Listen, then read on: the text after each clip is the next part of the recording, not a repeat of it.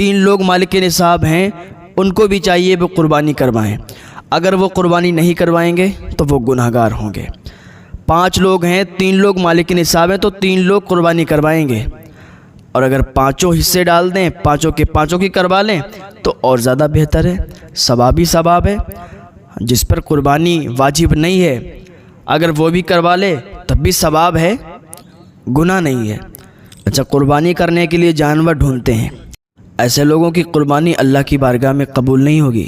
سود کھا کے پیسے کمائے اور اللہ کی بارگاہ میں قربانی کر دی، قربانی نہیں ہوگی، وہ قبول نہیں ہوگی۔ شراب بیچ کے پیسے لائے اور اللہ کی بارگاہ میں جانور قربان کر دیا، کس کام کی ہے تمہاری قربانی؟ اور قربانی تمہاری قبول نہیں ہوگی اللہ کی بارگاہ میں۔ کسی کا حق مار کے تم نے جانور خریدا اور اللہ کی بارگاہ میں قربانی کر دی، قربانی تمہاری کوئی قربانی نہیں ہوئی ہے، اور صرف تمہیں گوشت مل گیا، اس کا ثواب تمہیں نہیں ملا۔ چھوٹی سی غلطی سے بھی سارا ثواب ختم ہو جائے گا۔ صرف گوشت حاصل کرنے کی نیت آپ کی رہے، آپ کو صرف گوشت حاصل ہو جائے گا، قربانی کا ثواب نہیں ملے گا۔ بہت سے لوگ کہتے ہیں کہ قربانی کس پر واجب ہے، کون کون کرا سکتا ہے؟ دیکھیں، قربانی مالک نصاب پر واجب ہے۔ جو مالک نصاب ہے اس پر واجب ہے، وہ قربانی کرائے گا۔ جو مالک نصاب نہیں ہے پھر اس کی مرضی ہے کہ وہ قربانی کرائے یا نہ کرائے، لیکن جو مالک نصاب ہے اس پر واجب ہے، اگر نہیں کرائے گا تو گناہگار ہوگا، اور کرائے گا تو ثواب بہت زیادہ ہے، اور یہ عمل اللہ کی بارگاہ میں بہت زیادہ پسند ہے۔ اب بہت سی جگہ ایسا ہوتا ہے کہ ایک گھر میں کئی لوگ ہیں اور اکثر لوگ مالک نصاب ہیں، 5 لوگ ہیں، 3 لوگ مالک نصاب ہیں، تو اس میں سے ایک انسان قربانی کرواتا ہے۔ نہیں، جو جانور کتنے بڑے ہونا چاہیے؟ بکرا بکری 1 سال کا ہونا چاہیے، 1 سال سے اگر 1 دن بھی کم ہوا نا تو قربانی نہیں ہوگی اس پہ۔ اونٹ 5 سال کا ہونا چاہیے، بھینس 2 سال کی ہونا چاہیے۔ ہاں، دمبا اگر 6 مہینے کا ہے اور دور سے 1 سال کا لگتا ہے تو اس کی قربانی ہو جائے گی، لیکن اگر 6 مہینے کا ہے اور دور سے کمزور لگتا ہے تو قربانی نہیں ہوگی۔ ٹھیک ہے، ایک اہم مسئلہ یاد آ گیا۔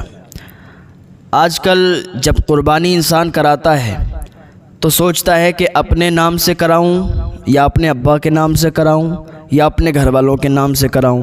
پچھلے سال تو میں نے اپنے نام سے کروائی تھی، اس بار اپنی اماں کے نام سے کروا دیں یا ابا کے نام سے کروا دیں۔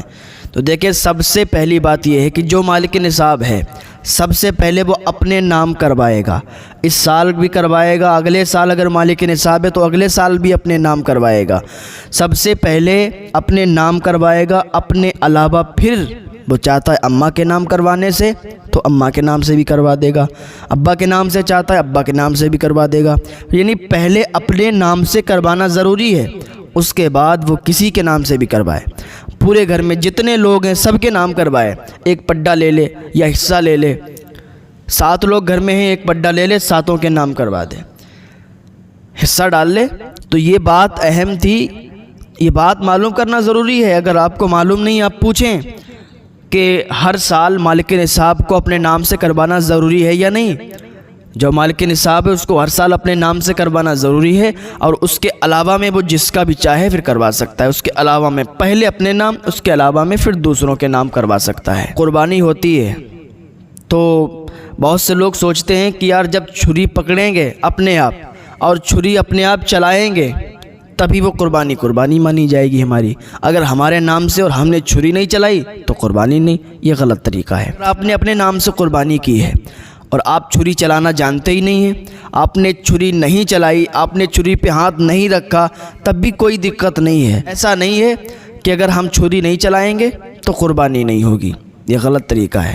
یہ تمام تر باتیں ہیں، ان پر عمل کی ضرورت ہے۔ اللہ تعالیٰ عمل کی توفیق عطا فرمائے، اللہ سمجھ کی توفیق عطا فرمائے۔